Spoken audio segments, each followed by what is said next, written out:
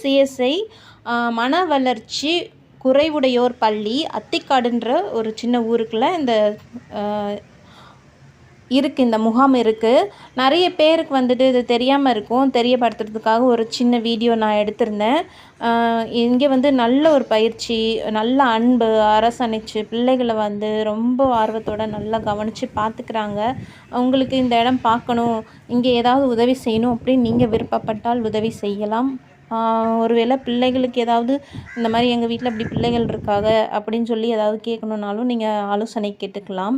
இந்த வீடியோ உங்களுக்கு நான் ஷேர் பண்ணுறதுல எனக்கு ஒரு ஆர்வம், அதனால் நான் ஷேர் பண்ணியிருக்கேன்.